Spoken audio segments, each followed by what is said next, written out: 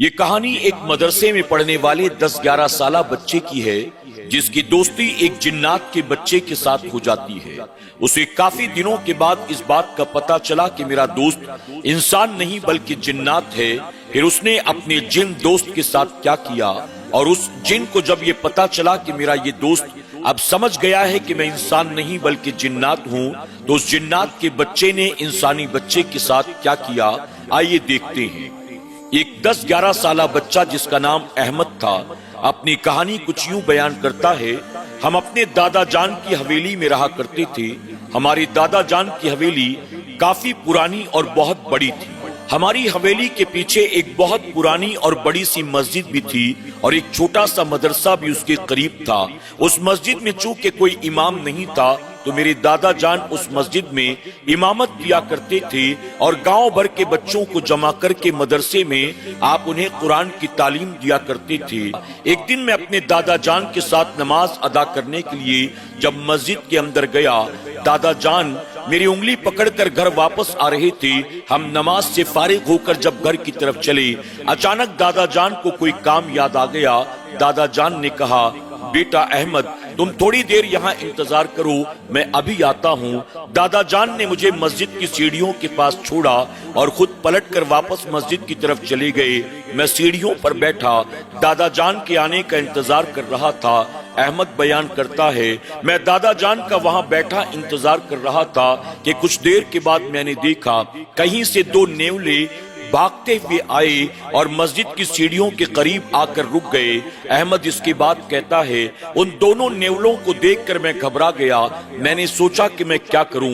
میں اٹھ کر مسجد کی طرف پلٹ کر بھاگنا چاہتا تھا کہ اچانک میری نظر پڑی مسجد کی سیڑھیوں کے پاس مجھے نیولے نظر نہیں آتے بلکہ وہاں پر ایک میرا ہم عمر یعنی 10-11 سالہ لڑکا کھڑا تھا اور اس کے ساتھ میں اس کی والدہ بھی تھی۔ ان دونوں کو میں نے پہلی بار دیکھا تھا۔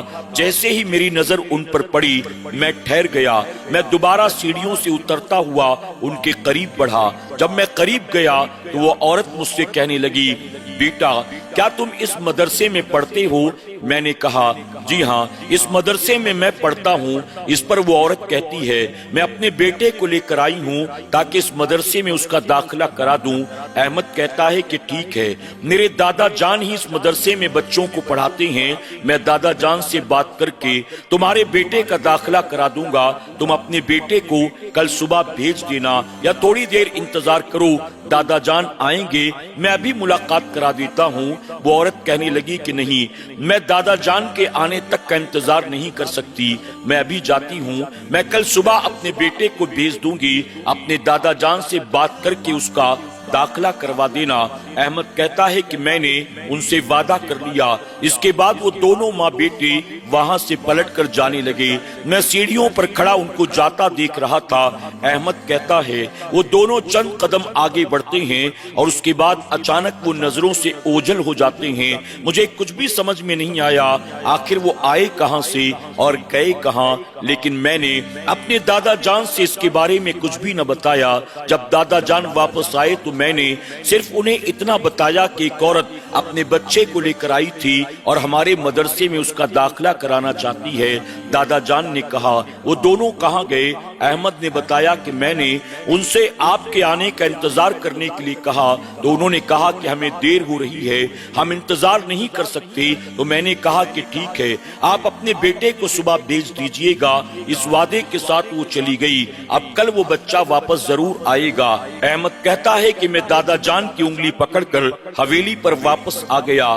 اگلی صبح جب گاؤں کے تمام بچے مکتب میں پڑھنے کے لیے جمع ہوئے، میں بھی ان کے ساتھ قرآن شریف لے کر بیٹھا تھا۔ میری نظر پڑی وہ بچہ سیڑھیوں سے ہوتا ہوا ہماری طرف آ رہا تھا۔ میں نے اس بچے کی ملاقات اپنے دادا جان سے کروائی۔ دادا جان نے اس کو اپنے قریب بٹھایا اور بٹھا کر آپ نے پڑھانا شروع کر دیا۔ وہ بچہ باقی تمام بچوں کے مقابلے زیادہ ذہین تھا۔ اس کی زبان بھی بہت صاف تھی۔ وہ تیزی کے ساتھ اپنے سبق کو یاد کرتا اور فوراً دادا جان کو سنا دیتا۔ احمد بتاتا ہے کہ گاؤں کے تمام بچوں کے ساتھ میری دوستی تھی، لیکن اس نئے آنے والے بچے کے لیے میرے دل میں محبت پیدا ہو گئی۔ اب اکثر ایسا ہوتا کہ مدرسہ ختم ہونے کے بعد جب گاؤں کے تمام بچے اپنے اپنے گھر چلے جاتے، اس نئے بچے کو میں اپنے ساتھ لے کر اپنے گھر آتا، اپنی حویلی اسے گھماتا، اس کے بعد باغ میں جا کر میں اس کے ساتھ کھیلا کرتا تھا۔ اسی طرح سے وقت گزرتا رہا۔ احمد بتاتا ہے کہ ہمارے گھر کے پیچھے والے حصے میں آم کے کافی درخت موجود تھے۔ جب آم کا موسم آیا تو میں نے دیکھا آم کے ایک درخت پر جو کہ بہت ہی پرانا اور بہت لمبا تھا، پھل لدے ہوئے تھے۔ میرے دل میں خواہش پیدا ہوئی کہ میں اس درخت کے اوپر سے پھلوں کو توڑ کر اپنے نئے دوست کی دعوت کروں، لیکن میں نے بہت جتن کیے، پھر بھی میں اس درخت سے پھلوں کو نہ توڑ سکا۔ احمد کہتا ہے کہ میرے دوست نے کہا اگر تم کہو تو میں اس پیڑ پر چڑھ جاؤں اور میں تمہارے لیے آم توڑاؤں۔ احمد کہتا ہے کہ اس کی بات کو سن کر مجھے بڑا تعجب ہوا۔ میں نے سوچا یہ 10-11 سالہ بچہ آخر اتنے لمبے چوڑے پیڑ پر کیسے چڑھ سکتا ہے جب میں نہیں چڑھ سکتا؟ یہ کیسے چڑھ سکتا ہے؟ میں نے کہا کیا تم اس درخت پر چڑھ سکتے ہو؟ میرے دوست نے کہا کہ ہاں، کیوں نہیں، اگر تم کہو تو چڑھ جاؤں۔ احمد نے آزمانے کے لیے کہا کہ ٹھیک ہے، چلو مجھے اس پیڑ پر چڑھ کر دکھاؤ۔ احمد کا اتنا کہنا تھا کہ وہ بچہ تیزی کے ساتھ پیڑ کی طرف لپکتا ہے اور پیڑ پر چڑھنا شروع کر دیتا ہے۔ احمد نے دیکھا تو اس کی آنکھیں پھٹی کی پھٹی رہ گئی۔ تھوڑی دیر کے بعد وہ بچہ ایک دم اونچائی پر جا کر پہنچ گیا اور وہاں سے پہنچ کر کہنے لگا اب تم کہو تو آم توڑ توڑ کر تمہاری طرف پھینکوں۔ احمد نے کہا کہ نہیں، اگر تم آم توڑ کر نیچے پھینکو گے آم سارے خراب ہو جائیں گے، کوئی فائدہ نہ ہوگا۔ اگر تم کسی طرح سے مجھے بھی پیڑ کے اوپر چڑھا دو، ہم دونوں پیڑ کے اوپر بیٹھ کر آم کھائیں گے۔ اس پر وہ دوست کہتا ہے کہ ٹھیک ہے، میں اپنے ہاتھ کو بڑھاتا ہوں، تم میرے ہاتھ کو پکڑ لو اور پیڑ پر چڑھ جاؤ۔ احمد نے جب یہ سنا تو بڑا تعجب ہوا، وہ اتنی اونچائی پر تھا، آخر وہاں سے اس کا ہاتھ نیچے کیسے آتا؟ احمد نے کہا تم اپنے ہاتھ کو نیچے لٹکاؤ گے، آخر وہ تمہارا ہاتھ میرے ہاتھ میں کیسے آئے گا؟ میں پیڑ پر کیسے چڑھ سکتا ہوں؟ اس پر احمد کہتا ہے کہ میرے دوست نے کہا تم اپنا ہاتھ بڑھاؤ تو صحیح۔ میں نے اپنے ہاتھ کو درخت کی طرف بڑھایا۔ میرا دوست درخت کی چوٹی پر تھا، لیکن اس نے اپنے ہاتھ کو میری طرف لٹکایا اور احمد کہتا ہے کہ میں دیکھ کر حیران رہ گیا۔ تھوڑی دیر کے بعد اس کا ہاتھ میرے ہاتھ میں تھا اور وہ مجھے اوپر کی طرف کھینچ رہا تھا۔ احمد کہتا ہے کہ میں تو آم توڑنا، پیڑ پر چڑھنا دور کی بات، یہی سوچ کر پریشان تھا کہ میرا دوست پیڑ کی چوٹی پر بیٹھا ہے، آخر اس کا ہاتھ اتنے نیچے کیسے آ گیا؟ احمد کہتا ہے کہ بس یہی سوچ کر مجھ پر غشی طاری ہو گئی اور میں دوبارہ زمین پر گر پڑا۔ کچھ دیر کے بعد جب احمد کو ہوش آیا تو اس نے دیکھا وہ اپنے کمرے میں اپنے بستر پر لیٹا ہوا ہے۔ اس کی سرہانے بیٹھی اس کی والدہ اس کے سر کو سہلا رہی ہیں اور اس کے آس پاس اس کے دادا جان اور اس کے والد بھی موجود ہیں اور کمرے میں حویلی کے کچھ نوکر بھی کھڑے ہوئے ہیں۔ احمد نے چاروں طرف اپنی نظر کو دوڑایا تو اس نے دیکھا کہ اس کے کمرے کے دروازے پر اس کا دوست بھی شرمندگی کے ساتھ اپنے سر کو جھکائے ہوئے کھڑا ہے۔ احمد اٹھ کر اپنے دوست کے قریب جانا چاہتا تھا یا اسے آواز دے کر اپنے پاس بلانا چاہتا تھا، لیکن کمزوری کی وجہ سے احمد نہ اٹھ سکا اور نہ آواز دے کر اسے اپنے پاس بلا سکا۔ احمد کو دوست اپنی گردن کو جھکائے جھکائے آہستہ آہستہ کمرے کے دروازے سے باہر چلا جاتا ہے اور کچھ دیر کے بعد احمد کی نظر سے اوجھل ہو جاتا ہے۔ چند دنوں کے بعد احمد بتاتا ہے ایک رات جب ہم آرام سے اپنے کمرے میں سو رہے تھے، اچانک میری والدہ کی آواز مجھے سنائی دی۔ میری والدہ میرے دوست کو آواز دے کر اس سے پانی مانگ رہی تھی۔ احمد کہتا ہے کہ جب میں نے یہ سنا تو مجھے بڑا تعجب ہوا۔ رات کے اندھیرے میں آخر میرا دوست میرے گھر میں موجود ہے اور مجھے اس کی موجودگی کی کوئی خبر نہیں۔ میری والدہ اس سے پانی کیوں مانگ رہی ہیں؟ احمد کہتا ہے کہ میں اپنے بستر سے اٹھا، میں نے چاروں طرف کمرے میں نظر دوڑائی، میرا دوست کمرے میں موجود نہیں تھا اور میری والدہ بھی اطمینان سے اپنے بستر پر سو رہی تھی۔ احمد کہتا ہے میں کمرے سے باہر نکلتا ہوں، حویلی میں چاروں طرف اپنے دوست کو تلاش کرتا ہوں، لیکن دور دور تک کہیں بھی میرے دوست کی موجودگی کا نام و نشان تک نہ تھا۔ میں پلٹ کر واپس اپنے کمرے میں آیا، ابھی کمرے میں داخل ہوا کہ میری حیرت کی انتہا نہ رہی۔ میں نے دیکھا میری والدہ اٹھ کر بستر پر بیٹھی ہوئی ہیں اور میرا دوست اپنے ہاتھ میں پانی کا پیالہ لے کر میری والدہ کے سرہانے کھڑا ہے، یعنی میری ماں کو وہ پانی پلا رہا ہے۔ احمد کہتا ہے ابھی اس سے پہلے کہ میں کوئی سوال پوچھتا میری والدہ نے پانی پی لیا۔ اس کے بعد انہوں نے پیالہ میرے دوست کے حوالے کیا اور میرا دوست اپنے ہاتھ میں پیالہ لے کر کمرے سے باہر نکل گیا۔ احمد کہتا ہے یہ سب کچھ دیکھ کر میں حیران تھا۔ اسی طرح سے ایک کے بعد ایک کئی واقعات میری آنکھوں کے سامنے سے گزرتے رہے۔ اچانک میری طبیعت بہت زیادہ خراب ہو گئی۔ میں اپنے دوست سے ملتا، اس سے باتیں کرتا، اس کے ساتھ روزانہ مدرسے میں پڑھنے کے لیے جاتا، لیکن روزانہ کچھ نہ کچھ ایسے واقعات ہوتے جاتے تھے جس کی وجہ سے میری حیرت کی انتہا نہ رہتی، اور میں اپنے دوست سے جب اس کے بارے میں بات کرتا وہ میری کسی بات کا بھی جواب نہ دیتا تھا۔ دن بدن میرا وزن کم ہونے لگا، باقی تمام بچے بڑھ رہے تھے، وہ تندرست ہوتے چلے جا رہے تھے، لیکن میں کمزور ہوتا چلا جا رہا تھا، اور میری بیماری تھی جو کسی کو سمجھ میں نہیں آتی تھی۔ میرے والدین نے میرا بہت علاج کروایا، آخر کار تھک ہار کر انہوں نے ایک دعا تعویذ کرنے والے مولوی صاحب کو مجھے لے جا کر دکھایا تو مولوی صاحب نے کہا تمہارے گھر میں ایک جن کا سایہ ہے اور اسی جن کی وجہ سے تمہارے بچے کی طبیعت ہمیشہ خراب رہتی ہے، تمہارے گھر سے اس جن کو نکالنا پڑے گا۔ میری والدین نے جب یہ سنا تو وہ حیران رہ گئے۔ آخر کار مولوی صاحب کو میرے گھر میں بلایا گیا۔ مولوی صاحب نے مختلف طرح کے عمل کرنے شروع کر دیے، لیکن میں نے یہ دیکھا کہ مولوی صاحب نے جس دن سے عمل کا سلسلہ شروع کیا تھا اس دن سے احمد کا رویہ پوری طرح سے بدل گیا تھا۔ کبھی میرا دوست مجھ سے کہتا میں تمہارا دوست ہوں، کیا تمہیں میری دوستی پسند نہیں ہے؟ اس پر احمد کہتا کہ تم کیسی بات کرتے ہو، میرے جتنے بھی دوست ہیں ان سب میں سب سے زیادہ میں تمہیں پسند کرتا ہوں۔ کبھی میرا دوست مجھ سے یہ کہتا کیا میرا تمہارے ساتھ رہنا تمہیں پسند نہیں ہے؟ اس پر احمد کہتا کہ تم جب میرے ساتھ ہوتے ہو نا مجھے بہت اچھا لگتا ہے۔ اس کے بعد وہ دوست کہتا کیا تمہاری حویلی پر میرا آنا جانا تمہیں پسند نہیں ہے؟ احمد کہتا تم یہ کیسی باتیں کرتے ہو، تم میرے گھر آتے ہو تو مجھے بہت اچھا لگتا ہے۔ یعنی احمد کے دوست نے طرح طرح کے سوالات کرنے شروع کر دیے، اور جن سوالوں کا احمد کے پاس کوئی جواب نہ تھا۔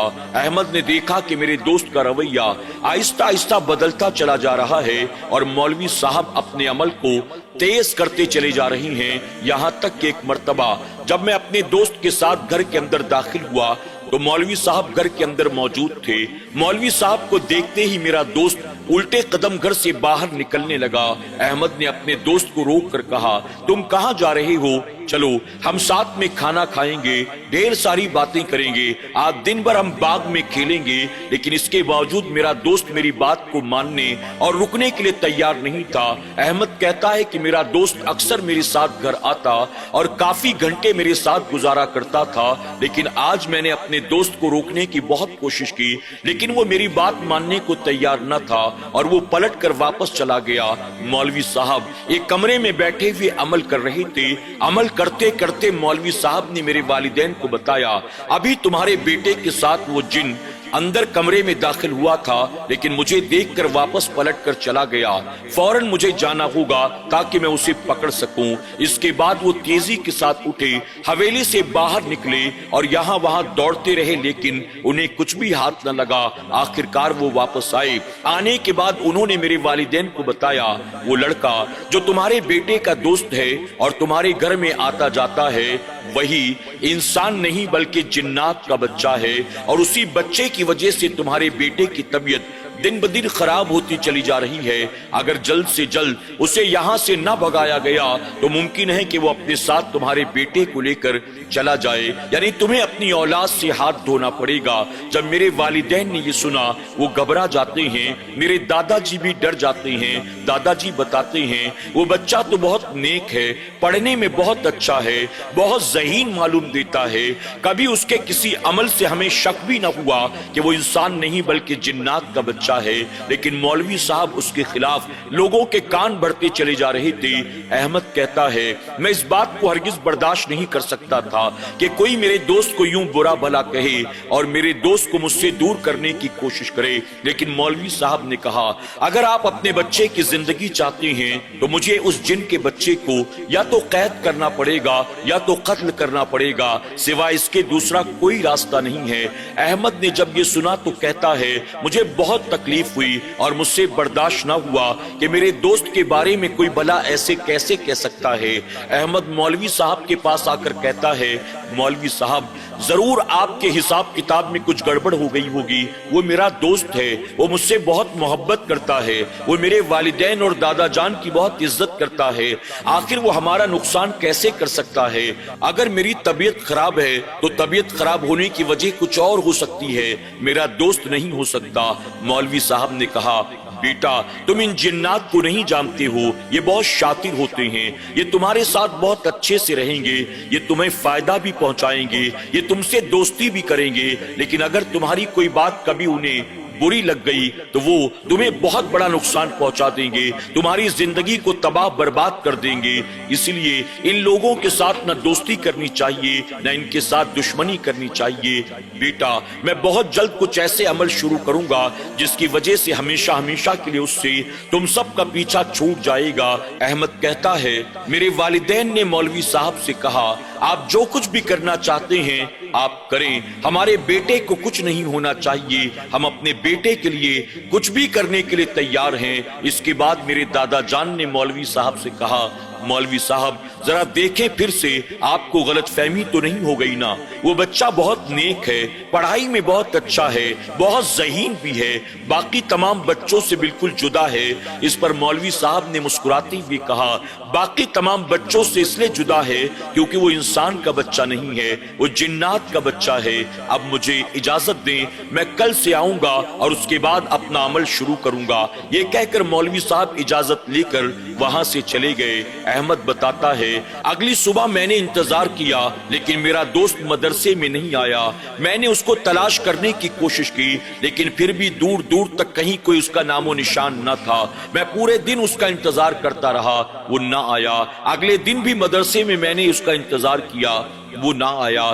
3 دن گزر گئے، میں اس کا انتظار کرتا رہا لیکن میرے دوست نے بالکل ملنا جلنا چھوڑ دیا، مدرسے میں آنا اور پڑھنا بھی چھوڑ دیا، اور مولوی صاحب روزانہ فجر کے بعد ہماری حویلی میں آ جاتے اور مختلف طرح کے عمل شروع کر دیا کرتے تھے۔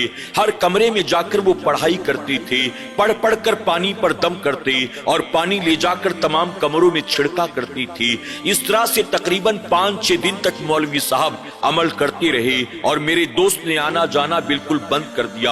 احمد کہتا ہے کہ ایک رات میں اپنے کمرے میں سو رہا تھا، اچانک مجھے محسوس ہوا جیسے کسی نے میرے پاؤں کو ہلا کر مجھے جگایا ہو، میری آنکھ کھل گئی، میں نے دیکھا تو میرا دوست میرے سرہانے کھڑا تھا، اس کی آنکھیں سرخ ہو رہی تھی، یعنی غصے میں اس کی آنکھیں لال تھی۔ اپنے دوست کو دیکھتے ہی میں نے کہا تم کہاں چلے گئے تھے؟ آخر تم نے مجھ سے ملنا کیوں بند کر دیا؟ تم مدرسے میں کیوں نہیں آتے؟ یہ تمہیں کیا ہو گیا؟ تم اتنے غصے میں کیوں ہو؟ احمد نے ایک ایک کر کے کئی سوالات اپنے دوست سے پوچھے۔ آخر کار اس کے دوست نے بھرائی آواز میں احمد سے کہا احمد تم لوگوں نے میرے ساتھ اچھا نہیں کیا۔ احمد کہتا ہے کیا کیا ہم نے؟ اس پر وہ دوست کہتا ہے میں نے تمہیں کون سا نقصان پہنچایا تھا؟ اگر میرا تمہارے پاس آنا جانا، تمہارے گھر میں آنا جانا تمہارے ماں باپ کو پسند نہیں تھا، مجھے منع کر دیتے، میں آنا جانا بند کر دیتا، لیکن تمہارے والدین نے جو میرے ساتھ کیا وہ اچھا نہیں کیا۔ میں نے حیرت سے اس سے کہا آخر میرے والدین نے ایسا کیا کیا؟ اس پر احمد کہتا ہے کہ میرے دوست نے بتایا تمہارے والدین نے مولوی کو بلایا اور مولوی نے یہاں آنے کے بعد ایسی بندش کر دی کہ میرا آنا جانا محال کر دیا۔ آج بہت مشکل سے میں تم سے ملنے کے لیے آیا ہوں تاکہ اگر میں یہاں سے چلا بھی جاؤں تو تمہیں کوئی شکایت نہ ہو۔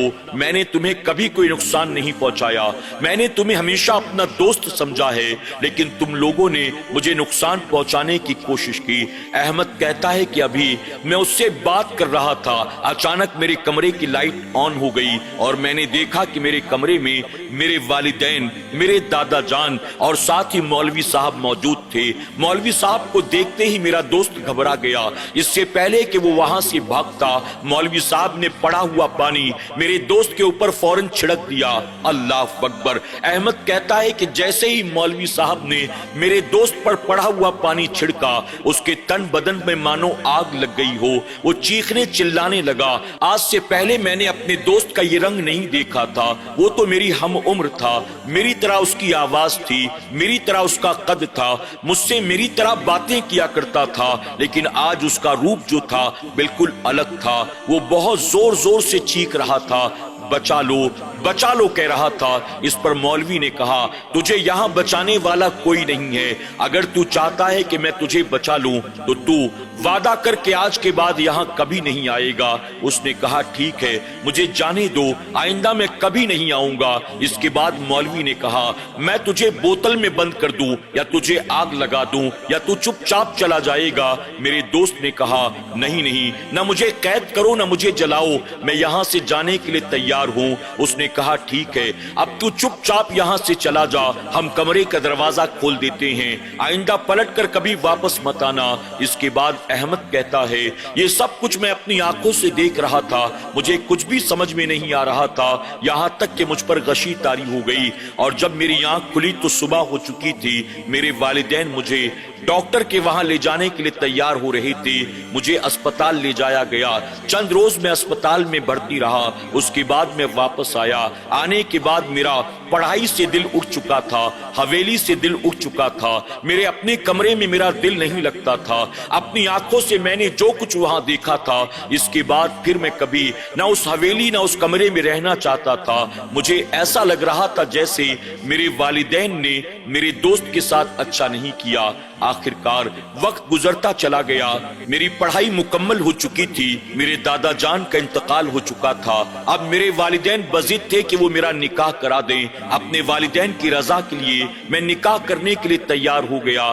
آخر کار میرے نکاح کے 2 سال کے بعد میرے والد صاحب کا انتقال ہو گیا، اور نکاح کے تقریباً 4 سال کے بعد میری والدہ کا بھی انتقال ہو گیا۔ اب اس حویلی میں اور میری بیوی اور نوکر چاکر رہتے ہیں۔ میرے دوست کو گئے ہوئے بھی تقریباً 30 سال کا عرصہ گزر چکا تھا۔ دادا جان کا، والد و والدہ کا انتقال ہو گیا، لیکن میں انہیں بھی یاد کرتا تھا، اپنے دوست کو بھی ہمیشہ یاد کرتا تھا۔ ایک رات میں اپنے کمرے میں سو رہا تھا، اچانک حویلی کے دروازے پر کسی نے دستک دی۔ میں نے دربان کو جگایا اور کہا، جاؤ دیکھو کون آیا ہے۔ دربان نے جا کر دیکھا، ایک نورانی چہرے والے بزرگ میری حویلی کے دروازے پر کھڑے تھے۔ انہوں نے کہا، مجھے احمد سے ملاقات کرنی ہے۔ دربان نے کہا، آپ کون ہیں؟ اس نے بتایا، میں مسافر ہوں، بہت دور سے آیا ہوں۔